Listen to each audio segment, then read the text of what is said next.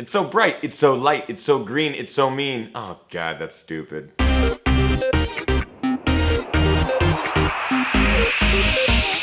Ginger Runner.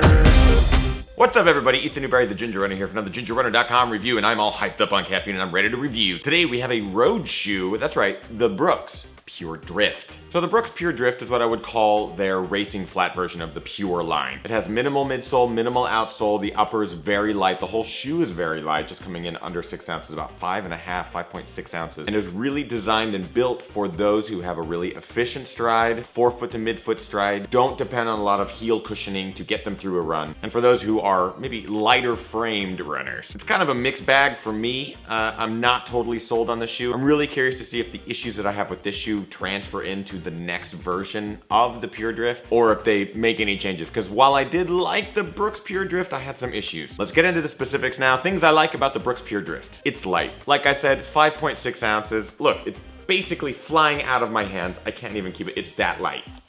The upper. I actually really enjoy the upper. It's super light, very minimal, very thin material, but yet it's barely wearing through, which I really enjoy. They have the burrito tongue. If you notice, it's a burrito style tongue. It folds into the medial side of the midfoot area, so it's pretty comfortable. There's very little in the way of seams. It cradles your foot. I enjoy it. It's good. And my favorite aspect is the toe box. This particular Brooks Pure shoe, the PureDrift, has a really nice wide toe box. You can see it just by holding it. It actually has this wonderful foot shape. The first shoe in the Brooks Pure line that has that foot shape. And I'm like, why don't all of them have that? Why are not all of the Brooks Pure shoes this same shape? Why not? My hands are going crazy. Plenty wide, has plenty of room for your toes to splay, which is awesome, especially for those with a natural gait. My foot really liked living up in here. Good. Flexible. Now it's a no-brainer. This thing can just be folded and twisted any which way. I love it. I love flexible shoes. This one is flexible. This one kind of comes without saying, ground feel.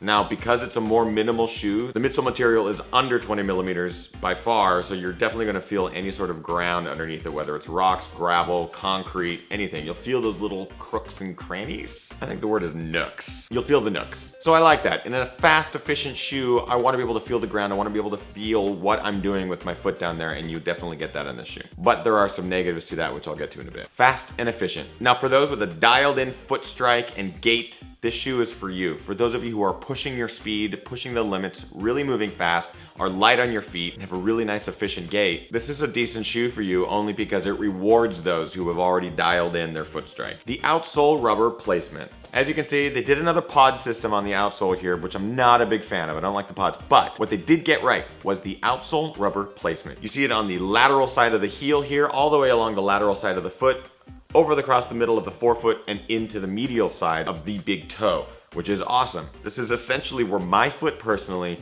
tends to strike throughout my entire running day, which is great. The shoe has variable drop. Now with the sock liner in, it's a 3 to 4 millimeter drop. You can kind of feel that. You pull it out, 0 drop. Now there's a built-in layer of cushioning that's just like foam, just underneath the foot. It's all sewn in, so you know, it's supposed to be a 0 drop comfortable ride. I like that it has that adjustability. I like shoes that are, hey, this can be for this type of runner and this type of runner, but does it come at a fault? You'll see. Speaking of faults, here are the things I dislike about the Brooks PureDrift. Toe box ridge. This is a real interesting design element, and unfortunately, it's a big flaw in my book. As your foot sits in this toe box, you can feel a tiny ridge around the entire circumference. And as you run, you feel like the shoe is coming up over the medial and lateral side of your foot, and it's not comfortable. You put the sock liner back in there, and that sensation tends to go away a little bit, but you can still feel it. You pull the sock liner out, and it's the only thing you can feel in this toe box, and it's a real bummer. Pod outsole. Now this is the same problem I had with the PureConnect. These little pods are all over, and in between are giant gaps that go all the way to the inside of the shoe. This was a huge problem in this shoe for me. Because it is so minimal, you're gonna feel those pods even more so than the PureConnect. The worst one, right in between these 4 pods, is this area where my metatarsal bones from my big toe popped right down in there. You could feel it the entire run. No good. Bad. Awful. This isn't a total bummer, but the upper can bunch. So as a result of this burrito style upper, you're gonna get bunching up here in the toe box as you tighten the shoe more and more. It's not a huge deal breaker. Doesn't really influence how you run or comfort because the upper is so soft. It's just something I noticed. Little meh. The shoe has a nav band. If any of you can tell me why, that would be great. Because as I ran in the shoe, I have no clue. In fact, in any of the Pure line that I've run in, What's that nav band supposed to do? Because it doesn't do shit. As I mentioned before, if you take that sock liner out and you do use this as a zero drop shoe, it is not the most comfortable ride out there. There are other shoes that provide a much better zero drop ride. Ultra shoes, Scora shoes, Merrell shoes, the list goes on and on. I would check out those shoes as a zero drop before I check out this shoe for a zero drop. But, like I mentioned, if you have the sock liner in there, the ride isn't terrible. It's just not the best I've felt. That is it for the likes and dislikes of the Brooks PureDrift. Now we've got to get into the points. Quality, I'm gonna give the Brooks PureDrift 3 out of 5. It's not a great score. It's kind of borderline 2 and 3 because I had so many issues with this shoe, from the outsole and the midsole material to the sock liner, the inner. But the upper made up for it, and the fact that they did come out with a nice minimal running flat, I'm happy about that. And I haven't had any wear and tear issues. So for quality, I gotta give them 3 out of 5. Comfort, again, 3 out of 5. I docked him 2 points right off the bat for having the zero drop ride be so uncomfortable. And of course for the pod outsole. I would only recommend running in this shoe for distances anywhere from 3 to 10, maybe 15 miles. If you're a super efficient runner and you don't mind the podded outsole and doesn't bug you, you could probably get away with more. Couldn't do much more than 10. But my shorter runs were fast. Price, now I'm mixed on this.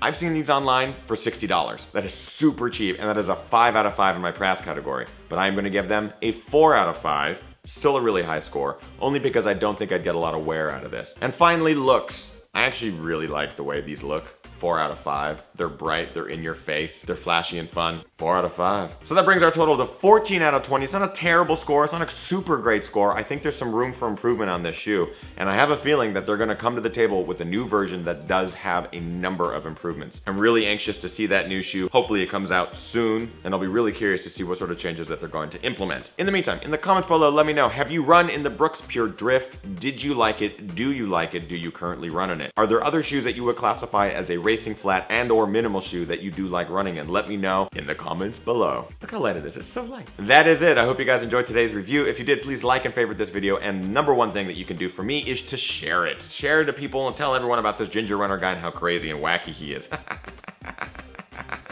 In the meantime, be sure to follow me on all the social networks. Over on Twitter, I am @TheGingerRunner. On Facebook, Facebook.com/TheGingerRunner. Follow me on Instagram, where I'm always posting photos of runs, races, people, and things. @EthanNewberry. And of course, go to gingerrunner.com for my website to see all my reviews, my blogs, my race reports, everything all in one beautiful home. I hope you guys are having fun. Get out there, train hard, race harder, and party hardest. In the meantime, I'm gonna get a little train race beer action on. You guys are the dynamite.